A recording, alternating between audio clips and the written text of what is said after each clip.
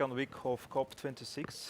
The first week was concentrated with climate debates, announcements. And there were really sound voices in favor of nuclear power as a mean of carbon decarbonization and carbon neutrality and our goal to achieve net zero. So I would like to start our discussion, the discussion devoted to clear nuclear energy. This discussion organized and hosted by Rosatom Corporation, State Atomic Energy Corporation. And I would like our speakers to limit their speech by 5 minutes, 5-6 minutes. And would like to present our panel, the speakers in the panel. So I think it's very interesting, it's very nice speakers. And let me introduce Kirill Komarov, First Deputy Director General for Development and International Business of Rosatom. Sama Bilbao y Leon, Director General of World Nuclear Association. Clarine de Beausaison, Chief Sustainability Officer at Electricité de France. And Tom Sampson, am I right? Yes. Yeah, okay. Chief Executive Officer of Rolls-Royce SMR Consortium.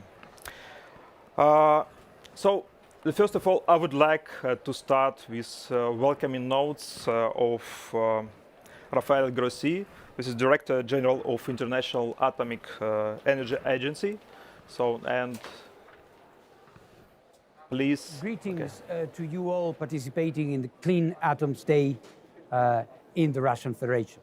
It is a pleasure to address you today. As you can see, I'm recording this event, and you can see by the background here, at the COP26 Climate Change Conference in Scotland, in Glasgow. And what we are bringing here is a message that I'm sure comes across and is also at the heart of your deliberations there. The role of nuclear energy for a decarbonized economy, for economies that can grow powered by this clean, stable source of energy. And of course, the fact that this event is taking place in Russia is so important because Russia has 70 years or more of a legacy of excellence in this important scientific and technological activity. It was already in 1954 that the reactor at Obninsk started feeding the power grids in Russia. So it's no surprise that this has continued.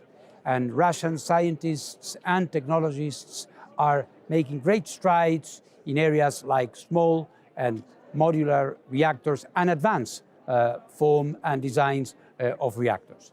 So as Director General of the IAEA, I'm very pleased to join you today to wish you an excellent conference and to commit ourselves as a community working for the peaceful uses of nuclear energy to continue doing that in the way we are doing for a safer and cleaner planet.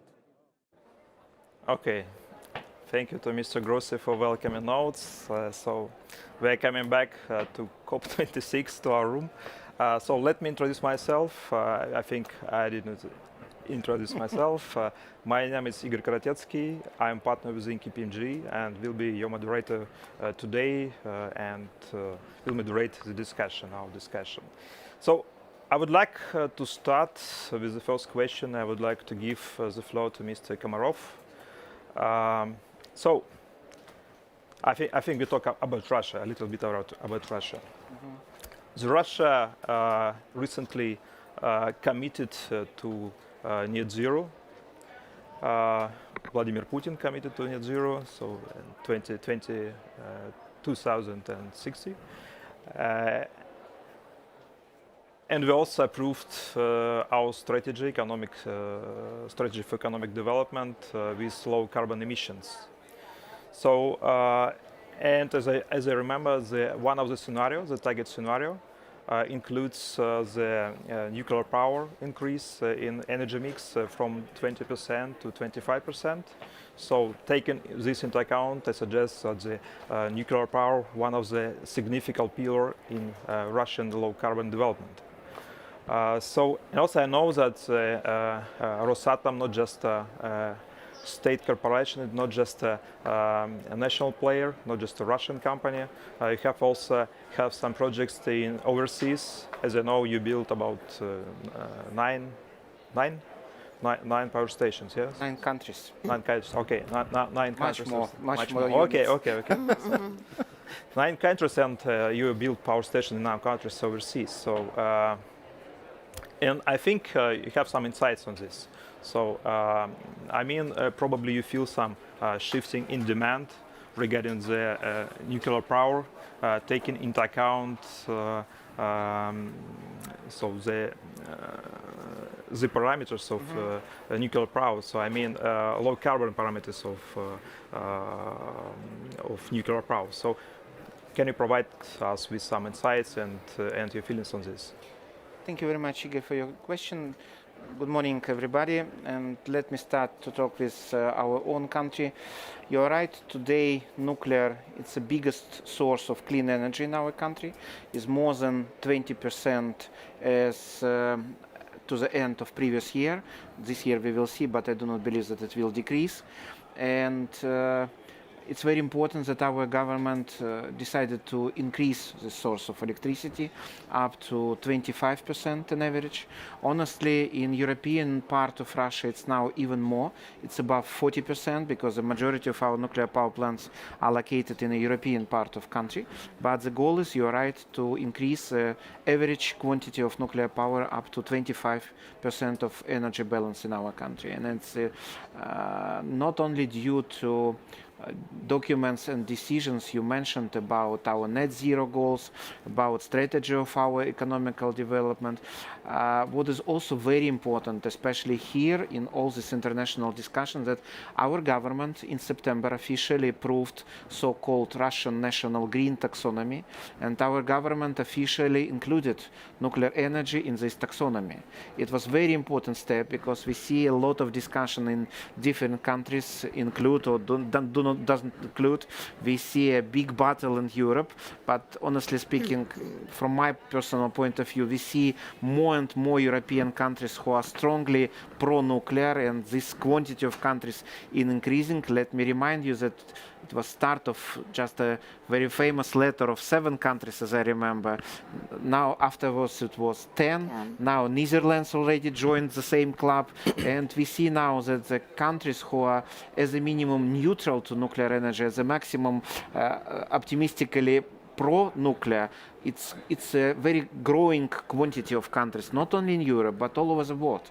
If you see the majority of big economies in the world, China, India, Middle East, Southeast Asia, the majority of these countries decided to develop nuclear and develop very strongly, especially China and India, for example. And I think that it's due to 2 facts. One, being here on climate conference, is very important to mention it, that definitely nuclear, it's a source of energy with the lowest quantity of CO2 emissions in comparison even with renewable sources of energy. But second, very important argument is that nuclear, it's very reliable and sustainable source of energy, because very often when we talk about ESG agenda, we are too much concentrated only on climate issues. But ESG, it's not only about climate. ESG, it's about reliable and sustainable development.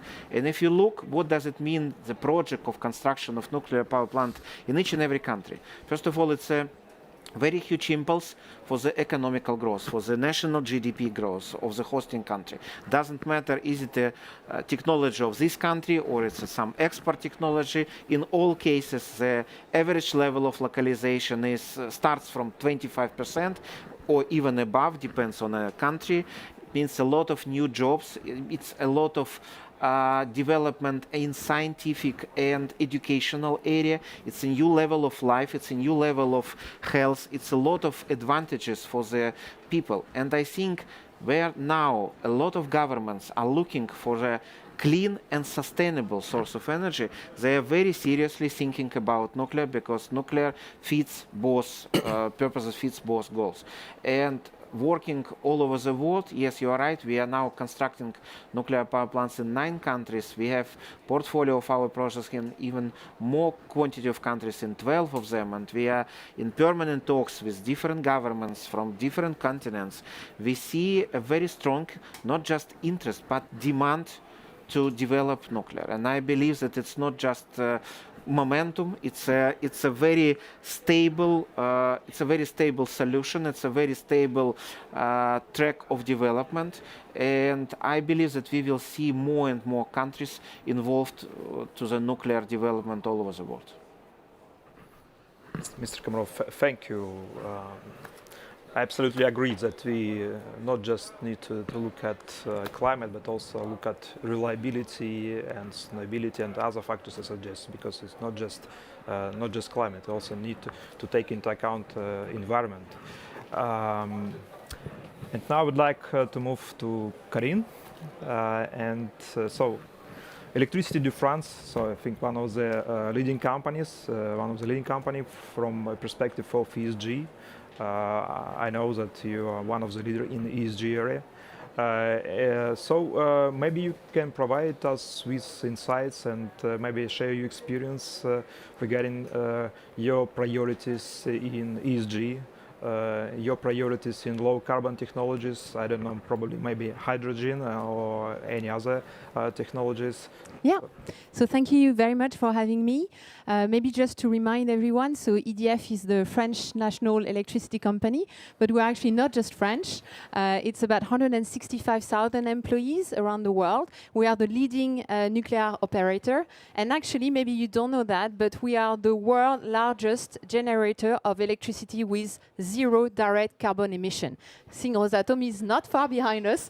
So, and I think this is very important because, as it was mentioned before, the urgency means that we cannot afford to not use all the low carbon technology that are mature, that are competitive, and of course that includes nuclear. So how do we position nuclear in the ESG vision?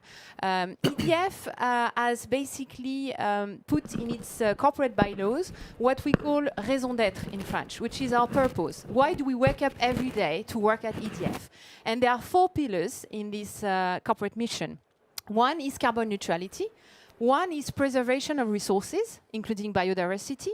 One is well-being, and the last one is economic development. And if you look at these 4 pillars, nuclear and renewable together fits perfectly. And I think they are very complementary. And this is what we've been actually trying to push towards all our stakeholders in ESG, is that if you want to succeed, being a sustainable company, having a license to operate, you need to have a diversification of your assets, but you need to put as much money as possible, of course, in what is competitive and mature.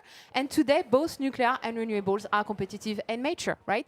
So, of course, they don't fit the same purpose, as we know, because renewables are intermittent. So nuclear, and that's one of the things we've been developing in France as well, we can modulate so that we can move around the load of renewables, and that's why they are very complementary together. So basically today, what we do in every project that we select, we have to respond to these 4 pillars of our corporate mission. And in terms of the development of nuclear, of course today, one of the biggest challenge for us is to extend the life of the existing assets, because that's the most competitive thing you can do. And of course to renew our fleet, because we will need new capacity by 2050, of course, even by 2030. So we have a plan to develop new reactors in France, both from the EPR technology that we have, but also SMR. And that's of course a very important need, the SMR, specifically in countries which have coal assets and want to close their coal assets. We think the SMR is a perfect tool to respond to these needs. And we also have a lot of prospects like Rosatom outside of France, because exactly as was mentioned, there is a strong need for baseload, reliable power, decarbonize, and of course nuclear fits that agenda. Okay, thank you.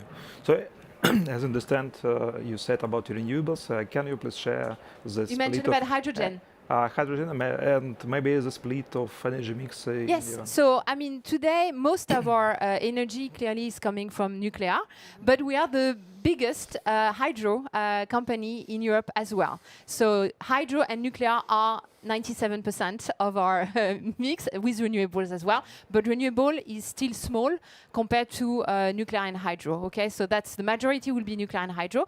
But we have an objective to more than double our renewable capacity by 2030. Okay, so we will have, we hope, about 60 gigawatts of renewable by 2030, maybe even more if we have a good regulation, because we haven't talked about regulation, but clearly the volatility in electricity prices in the market doesn't work for nuclear because it's highly capital intensive. You need regulated prices. You need to make your investment knowing what will be the price. Okay, so we've been working in the UK, for example, in our nuclear station, we have what we call a contract for difference. So there is a strike price, and if the market price is higher, we give the money back to the consumer.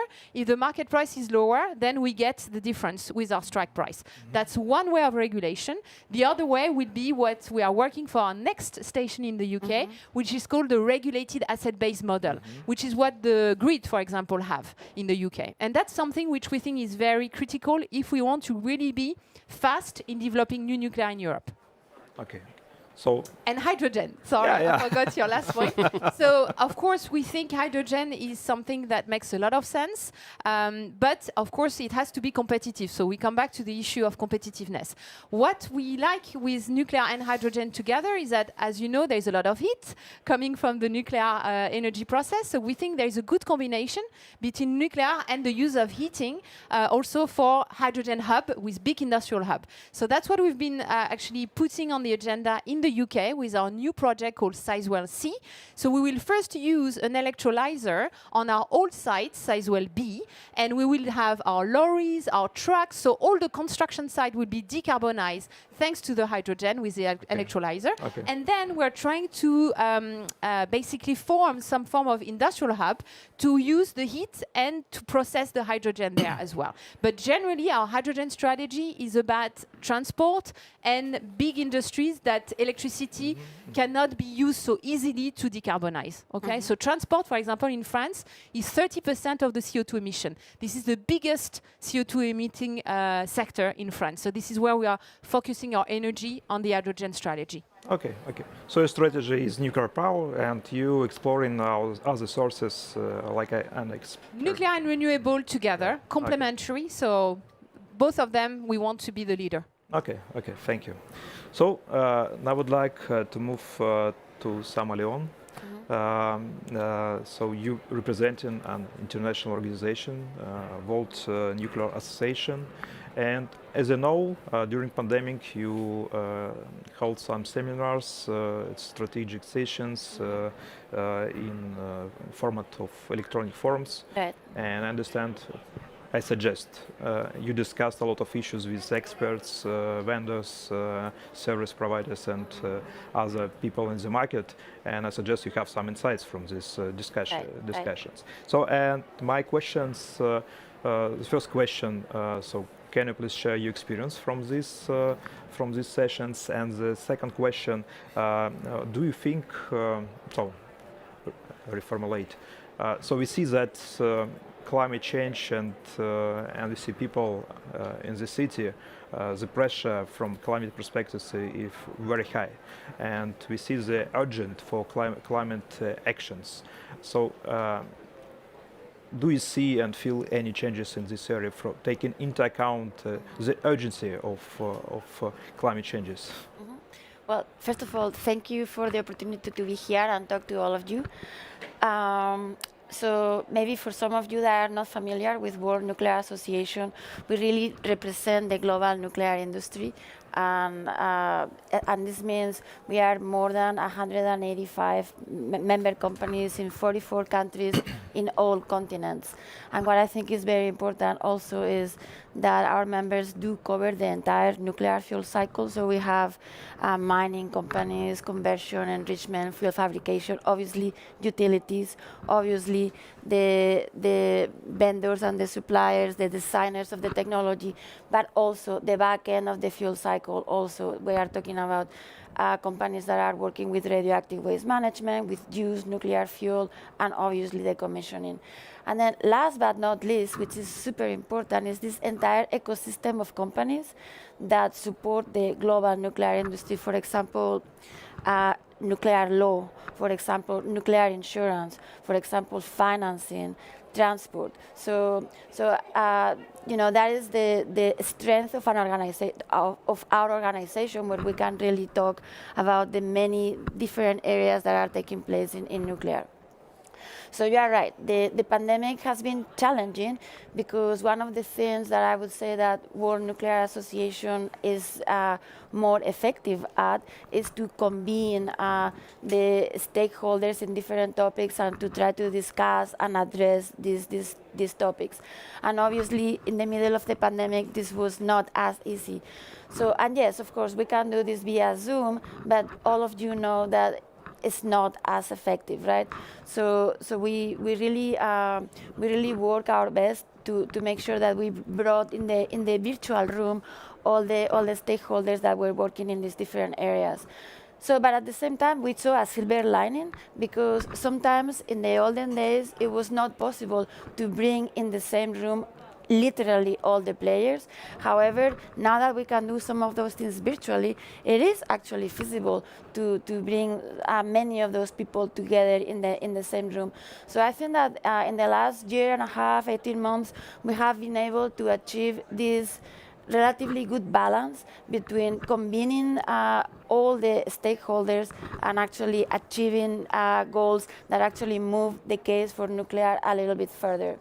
So as far as lessons learned, so the very first area that we focused this year was financing.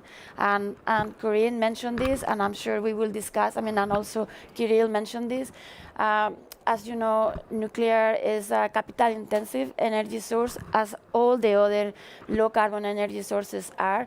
So it is absolutely essential to secure affordable financing for nuclear projects. So that was the discussion that we had in the first e-forum, trying to figure out what are the frameworks, and of course, Corinne mentioned some of those that are going to facilitate, what are the policies, what are the market structures that are going to somehow incentivize investors, incentivize the financing community to see nuclear as a technology in which they want to invest.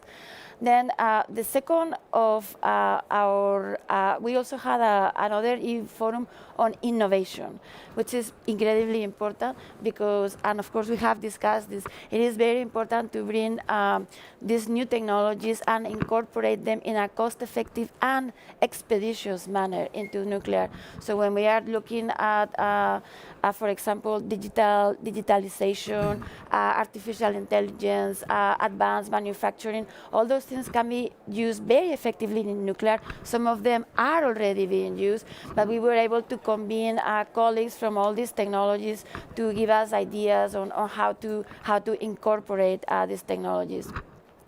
And then very quickly, one of the other ones that we had that I think is important here, we actually convened several of our companies that have already made a net zero pledge. So we wanted to bring good examples of companies, how the nuclear industry not only is contributing to decarbonization because of the product that we produce, which is low carbon electricity and low carbon heat, which is incredibly important, but also many of our companies are already committed to net zero, which tells you that there is a serious commitment to this decarbonization inside the industry. And then very quickly, your second question. I think that there is a little bit of a turning on the opinion. I think that more and more people are starting to reconsider whether nuclear is something that needs to be included in their portfolio for decarbonization. I won't tell you that suddenly everybody is pro-nuclear, because that's not where we are just yet. But I mean, in particular in Europe, after these few months where we have had very high prices of electricity, and in some cases we have seen that the gas reserves were very, very tight, it, and people were wondering whether they were going to be able to afford their electricity, or whether they were going to be able to come home tomorrow and they were going to flip the switch and the lights were going to come on or not. I think that a lot of people are starting to consider that there really is a need to bring in all the proven, low carbon, reliable, round-the-clock technologies that we have, and people are starting to look much more carefully and much more open-mindedly to nuclear technology. Low carbon, low price, and reliable. Thank you. So, okay, we move forward. I would like to ask a question Tom Samson. Mr. Grossi mentioned already the SMR. So it looks like this is a less risky technology from the budget and from timing. But at the same, from the other hand, there is not the same situation taking into account greenhouse gas emissions, comparing to big power plants, nuclear power plants. So do you see and feel, some requests regarding climate change in relation to SMR? And maybe you can also share with us some insights regarding environmental impact of SMR. Yeah, and thank you, Igor, and thank you, Rosatom, for inviting me along to join the panel today. No, I think absolutely our purpose with the Rolls-Royce SMR has been to design a radically different approach to how we build nuclear power plants. And what we've done is we've combined the rich history we have in Rolls-Royce in designing and manufacturing reactors for our submarine business with our experience in building factories and manufacturing highly complex engineered products in our aerospace industry to build something in a factory. So the difference with our SMR is it's trying to eradicate as much as we can the construction risk, and it's trying to build as much of the product in a factory environment, including on site. So one of the first things we do on site, we build a factory. That allows us to manage productivity, protects us from the weather, and it allows us to help drive down the cost and improve the deliverability of the technology. We've also made the choice to use existing technology. So our design is based on a proven PWR with standard fuel. The size of our plant allows us to buy our steam turbines from the market. They're commercially and readily available, all of which helps us drive down the cost. And we've had 4 real criteria to design this facility over the last 5-6 years. Low cost, which is using proven technology, as I say, make it deployable with confidence, so maximizing the amount of work that's done in a factory, make it global and scalable, because to your point, these are smaller than large, but we think we can either put multiple units on a site or provide SMRs to many, many more customers who haven't got the capital to buy a large project. So it's a scalable product as well as global. And the final point I think is also very important. We've designed this to make it investable. So we want to attract private capital to help build out this type of technology, not just in the UK, but globally, to help countries and industries who need a clean energy solution to use SMR and nuclear as part of their portfolio. We see that opportunity now. Many companies are looking at 2030 and beyond. They're doing the math, renewable plus storage, or other solutions that are base load, because that firm power element is really important to many, many industries and consumers, and so they need a firm power solution. And we're trying to bring forward a low cost and deployable solution that then they can finance and then own themselves as well as an asset. So we see our contribution to the clean energy agenda in that way, that it's not just a small product, it's a small product, but we hopefully are going to sell many of them. What about the environment? Yeah, well, I think our footprint is, compared to a large project, is much smaller. So one of our SMRs produces about 470 megawatts, so it's a reasonable size power plant. That allows us to put it on many nuclear decommissioned sites around the world where they've had an asset producing nuclear power for the last 50 years or so. So we can deploy the smaller technologies on those sites. The footprint's about 2 football pitches, so it's a very kind of manageable site footprint for giving us flexibility on location. And we also have now built in cooling towers as our standard cooling solution, so we can maximize the flexibility on where we can locate our SMR. And it's absolutely in the same quality of the other nuclear technologies on the large side, because it's producing 24/7 clean energy and contributing to climate change in that way. And I think there is, in my sense, it's my first COP, but I'm really getting the sense of the narrative that nuclear is now being seen firmly as part of the solution and not a problem. And that's a real turning point for me in the industry, that we're seen as contributing to clean energy. We've got technology, we can deploy it now, and we can really make a difference. Okay, Tom, thank you. So we discussed technologies, trends, and different insights of people in the market. So I would like to move to thing you also mentioned. So I think financing. So and because absolutely, if we would like to implement some technologies, if we would like to implement some carbon neutral solutions, we need financing. So I would like to start with Karin. Because you have some experience, I think, in Europe and green financing. So what is the experience of EDF, Electricity de France, regarding the sustainable finance and green finance, and were there any specific requirements in relation to nuclear companies? Yeah, I mean, EDF was the first corporate to issue a green bond, sizable green bond. It was 1.4 billion back in 2013. At that time, the corporate green bond market was 7 billion, so we were a big chunk of it. Today, if you look at green bond plus sustainable bond plus social bonds, it's about $600 billion year to date. So you've seen this market has grown exponentially. But green in the European world doesn't include nuclear, okay? And that's the biggest fight we have today, because as was mentioned, Russia, Canada, China, I mean, to be honest, there are like 250 taxonomy today, right? But a lot of them includes nuclear, but not yet the European Union. We are waiting for this to happen. We are, I would say, it's hard to make a call, right? Because it's highly political, as we know. But I think what we've heard recently was the fact that there was no proof of exclusion based on the do not significant harm argument, which was used by the opponents to say, well, okay, it's good for climate, but everything else is bad, okay? But eventually, the European Union mandated the Joint Research Center, so they are research center of the EU, and they published a very exhaustive report saying that we cannot say that nuclear is worse than any other technology in terms of the environment. So we'll see whether we will succeed or not, but of course this is a very important aspect of the financing. If nuclear is not included in the taxonomy, for example, for my company, it's half of my capex and my revenues, which will be excluded from being taxonomy compliant. So it's not a small impact for a company like mine, okay? Now the question is the taxonomy operable today in the way it's being done? That's another question, right? Because if it's becoming too complex, nobody will use it, right? So there is a challenge to make it relevant, to put the money where it needs to be put as fast as possible, right? And that is very tricky for all corporates, I think, today, because we are snowed under questionnaire, reporting, and at the end, you lose the sense of it. You do reporting for reporting, right? But why do we do it?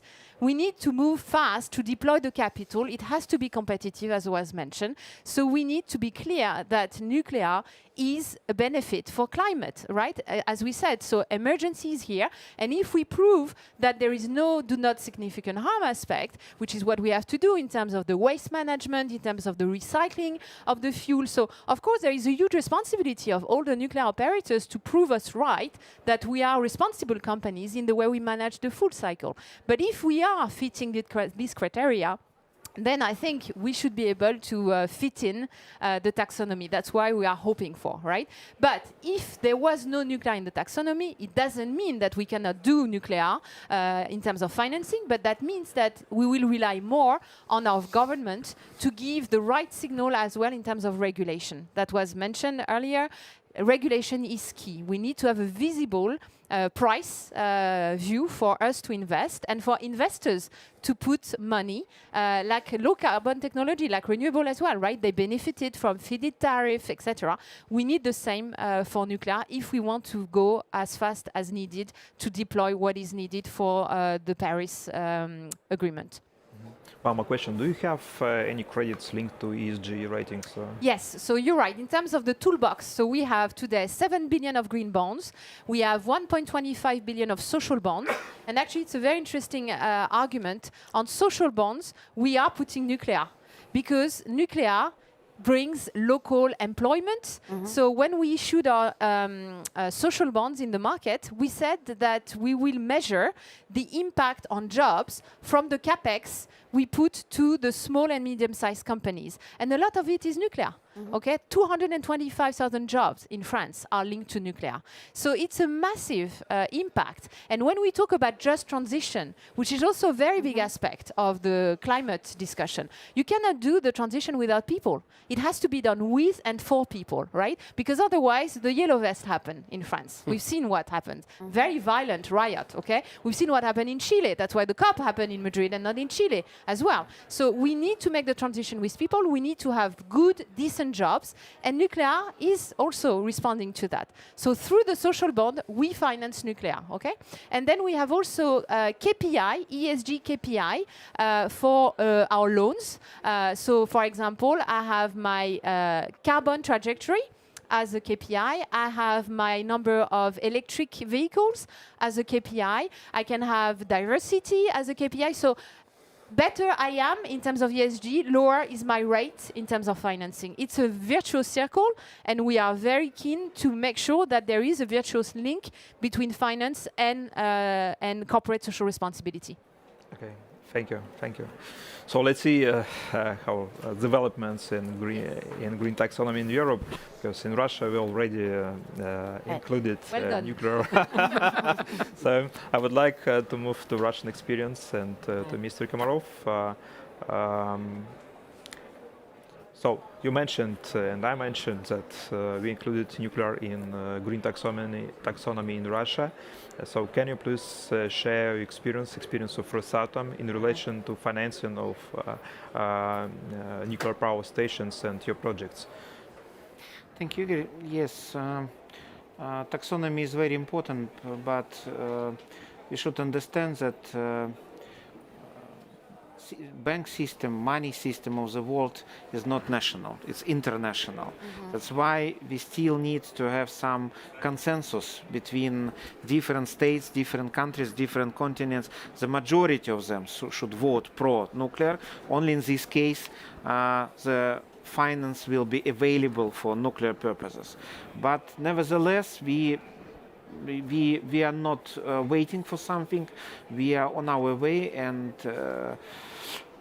it's a very well-known fact. We are executing the first so-called BO project in nuclear, build on operate. We are doing it in Turkey on Akku site. We are constructing 4 nuclear units on the base of this model. When we are designer of the plant, when we construct this plant for our money and for our own risk, and then we sell the electricity for Turkish government for the fixed price.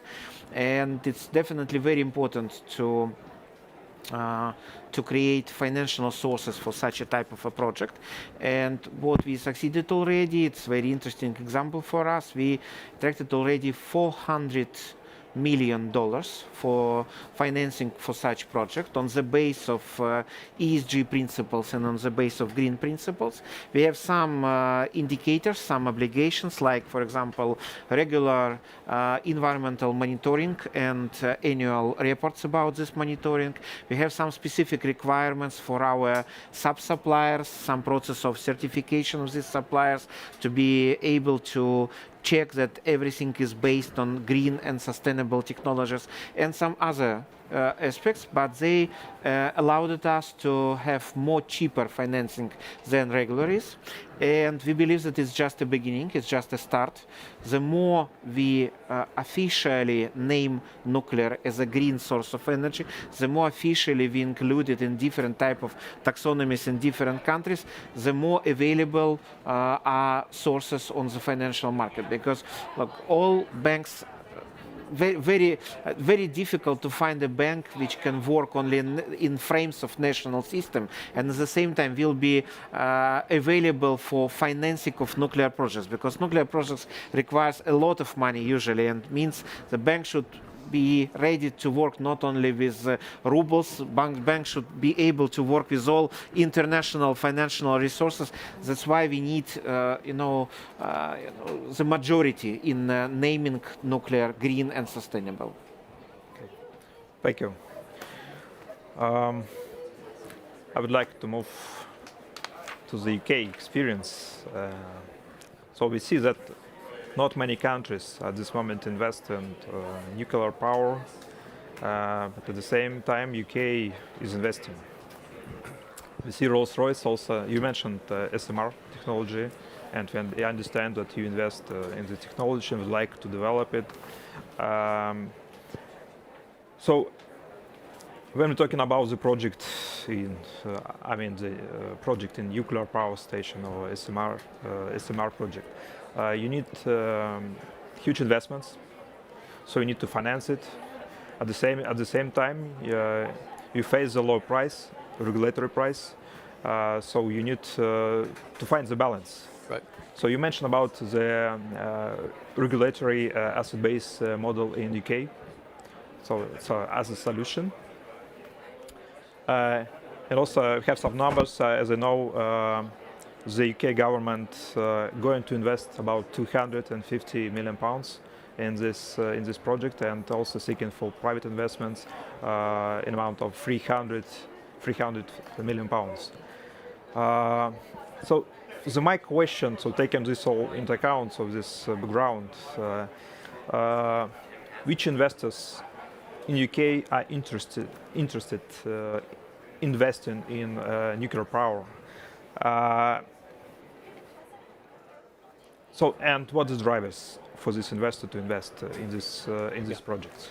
So the money you mentioned there is actually the money that will fund Rolls-Royce SMR Limited. We're creating a standalone company that will be majority owned by Rolls-Royce, and we're bringing in new capital investors alongside Rolls-Royce. We'll probably be announcing that in the next day or two up in the UK. We've secured the 210 million grant funding from the government, and that's going to be combined with that private capital. So that's to fund the technology development that will allow us to enter the generic design assessment process with the regulators in the UK and take the technology forward. But in parallel to that, we want to now secure deployment commitments so we can start delivering the technology here in the UK and globally. So our next focus then is how do we bring in financial solutions to enable us to deploy the technology. And as everybody said, the taxonomy is a huge piece because there's something of a dilemma. We listen to all the world financial institutions saying they have trillions and trillions of pounds and dollars to invest in clean energy, and we have nuclear that is looking for accessing that money. So we've got to somehow bridge the gap. I think our goal to do that is by designing a technology that is lower risk, lower cost. By using the factory-based model, we can create a predictable factory-built commodity that creates a lower risk solution for investors, so that helps attract capital. And also on top of that, we also need to look to the government to create the right policy frameworks, whether it's the CFD, whether it's a regulated asset base, to provide some certain commitments in terms of the deployment of technology in various countries.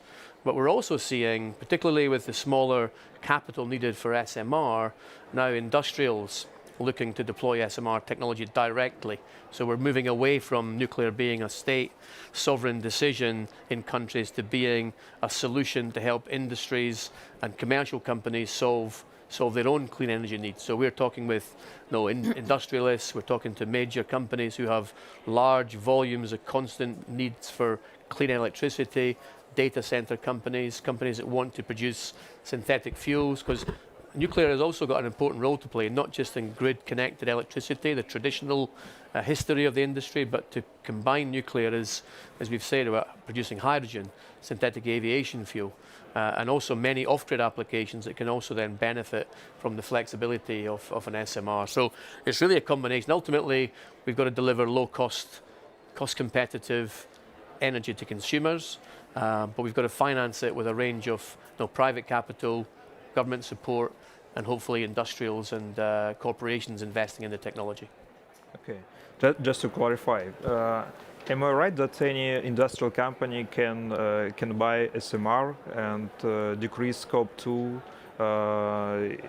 in production in their greenhouse gas emissions? So there is no limitation from government So again, it depends on the various structures, but I mean, essentially, what my ambition with this SMR is to kind of create a nuclear IPP, so an independent power producer that's owned by financial institutions, is an operator who operates the asset. We have a turnkey contract to deliver a fully integrated power plant, and then there's an offtake, whether it's a CFD, whether it's a PPA. And so that's how much of the combined cycle world was exploited over the last 30 years and rapidly expanded in delivering power plants around the world by bringing in private capital with technology and operations and offtake. And so I think there's a way that SMR can try to create that kind of ecosystem to make nuclear more accessible to many, many more countries and corporations and businesses over the next 10, 20, 30 years. If you allow me to add some couple of words, we are doing now a very similar model already in real life. We have a very big copper mine in the north of Russia, in Chukotka. It's a very far away region, not connected with a centralized electricity grid with the country. It's a very big mine, as far as I know. It's when it will be developed finally, it will be the biggest copper mine in the world. And the problem is that the total lack of electricity, because the mine is very well known since middle of previous century, but it was not possible to develop it because of lack of electricity. And what we did just recently in September, we signed, as Tom said, a very similar model. We signed a contract with the owner of this mine that we are constructing 4 floating nuclear power plants with a total capacity of approximately 400 megawatts to supply electricity to this mine during 40 years. And why we were chosen by this company to do this? Because it's not a governmental project. It's a totally private story, because we are financing this from banks on the base of this offtake of electricity. Yep. It will be take or pay contract for the whole amount of capacity. But why they have chosen? Initially, it was a story that initial idea was to use LNG because as a source of energy, because we have a lot of gas and we have a lot of LNG in the north of Russia on the Arctic shore.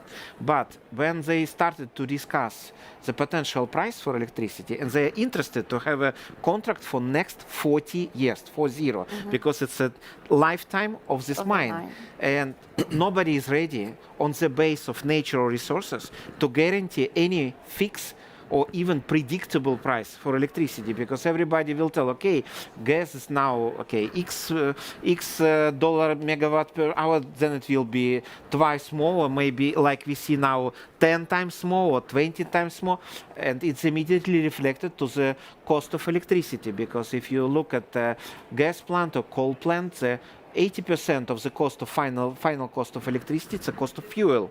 In nuclear power plant, it's less than 3% if you are talking about natural uranium. That's why we are able, being at the same time owner of uranium resources, we are able to sign a very long-term contract for 40 years, and we just did it.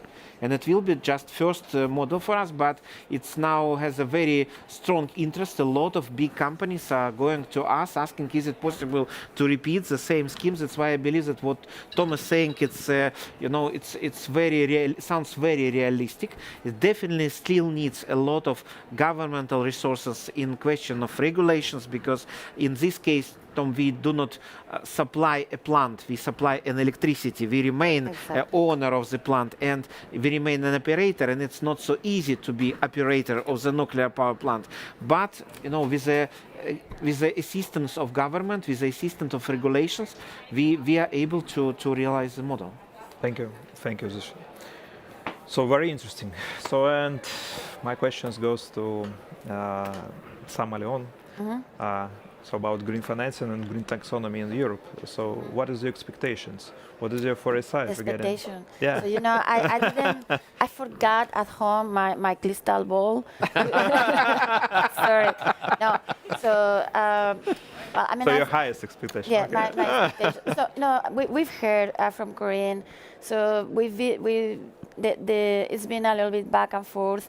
But we have seen that a number of countries in the European Union are becoming much more vocal as far as the importance that they place in ensuring that this taxonomy is going to be science-based and is going to be technology neutral, which of course means that nuclear energy will need to be part of the technologies that are considered as sustainable. And of course, we already heard that there is already the science there, because the report that the Joint Research Center provided was a solid report that provided all the information that is needed for the policymakers to understand that nuclear energy is in fact just as sustainable as all the other low carbon energy sources that are currently already included.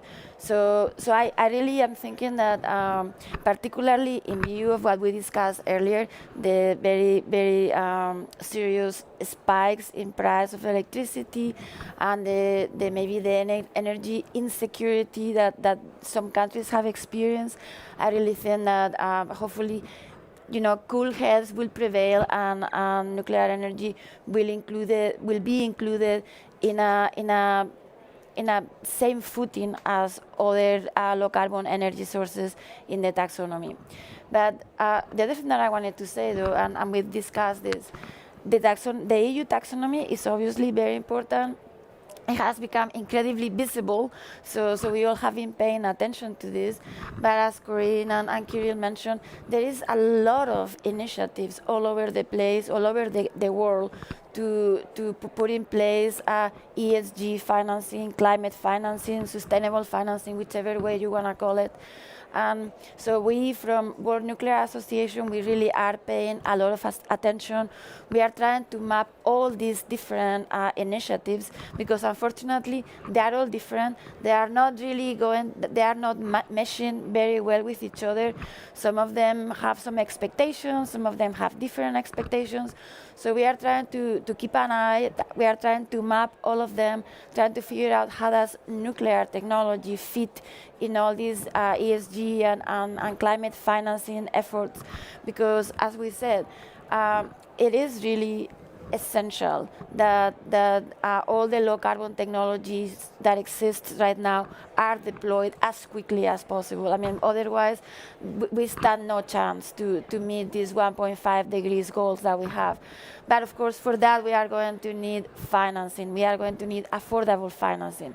So it is very important that all these ESG frameworks are going to recognize the value of all low carbon technologies, of course, including nuclear. So yeah, so we are working on that, and it's incredibly important.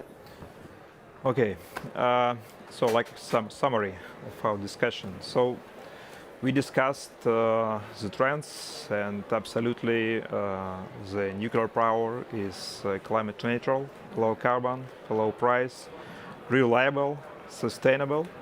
So that's absolutely clear. Yeah. At the same time, we need affordable investment because it's a huge project. Yeah. And also we need support from government, at least in terms of taxonomy. So in Russia already implemented, so now the turn for Europe. So I also understand some support from regulation, making the environment in this area more favor for private investments. Yeah. And if I may say as well, international regulatory collaboration. Collaboration. We don't have every country trying to regulate and make it difficult to deploy the technology, that somehow the regulators collaborate and try to create some more common frameworks. Okay. If anybody wants to make a final remarks? I just wanted to share one thing. I've been having lots of conversations the last week, and I got asked this really interesting question from somebody not inside the nuclear industry. And they said, if somebody was to come back to speak to you from the future and they would say 3 things to you, what might they say that would kind of highlight this issue? I say, well, they could come back and say, you had the solution, you didn't deploy enough of it, and look what happened. So nuclear is essential to tackle climate change. We need to collaborate better as an industry and more to talk to people outside of our industry, to change people's perceptions, and we need to try to really tackle this issue around financing, taxonomy, and how we access the capital. If you get the access to the capital, we change public perception. There's no reason why nuclear in the next 10, 20, 30 years can have a massive impact on climate change. Looking back the last 20 years, we didn't do enough nuclear. We should have done 2 or 3 or 4 times as much. Yes. We've got to make up for that in the next 3 decades. Okay. So if you allow me, very positive signs that we are sitting here on COP26 and talking about nuclear. Because I remember just 5 years ago when it was COP22 in Marrakesh, it was very difficult even to have a permission from the management of the conversation to have some nuclear talks. And it was our common event together with Agneta Riesing, who was predecessor of Summer in World Nuclear Association. We had more journalists on this very, very small event than all event in comparison during this Marrakesh session. And it means for me that we are on the right track. It's very optimistic sign that we are here and we are discussing nuclear. But I agree with Tom. It was a very long break in a massive nuclear construction all over the world, and we need now to do much more. We need now to be much more active than in previous time period to compensate this break and to bring back nuclear on a position which nuclear should be. So can I ask? So I would like to add to what you both just said. I mean, I think it is true. The nuclear community, we do need to work together, maybe even better than we've done it. There is a urgency that we need to instill on ourselves to take advantage of this window of opportunity that we have right now. I think that we have regained some of these lost know-how and skills, but I think that we are back and we can start building very fast. So this is on us. But at the same time, I think that it's just as important that the policymakers, governments, they have a very important role, and they really need to be bold. They need to. Sometimes they need to be courageous, politically courageous. Because sometimes nuclear is not the most popular solution immediately, but of course, when you actually take the right decisions, that actually can make a huge difference. And so, if we have bold politicians, bold policymakers that can instill confidence in the financial markets, that are going to put in place policies that provide a level playing field for all low carbon technologies, that is going to be enormously important. Okay. I think on my side, I would like to finish on education. I think if you look in France, I think there was a survey that shows that more than 80% of the 16 to 24 years old thought that nuclear emits CO2. Right. So we have this massive challenge to make things right on the first understanding of climate, okay? So when you see, the smoke outside of the chimney, it's not CO2, okay? It's water, okay? So this is the basic, but this is where we also have to work and start to make sure that everybody, every citizen understand the basic of climate. Once this is done, because now they feel the impact, we see the extreme weather events, so they know there is no, there's a bit of climate skeptics, but not many more, right? But they still don't see nuclear sometimes as being good for climate. So we first need to do this education, and then we talk a lot about the E, but I think the S, and I mentioned the just transition, the S is rising massively. The biodiversity as well. Land use for nuclear is super positive compared to other sources of technology or low carbon technology. So that's why we also can put nuclear on a good light. So education and talk about the social impact, jobs, decent jobs, quality jobs, and biodiversity. And all of it together, I think, will also be convincing for the policymakers to be braver, as you mentioned.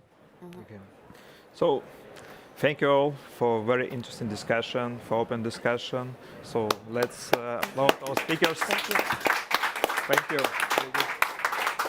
Thank you. Thank you, Igor. Thank you. Thank you.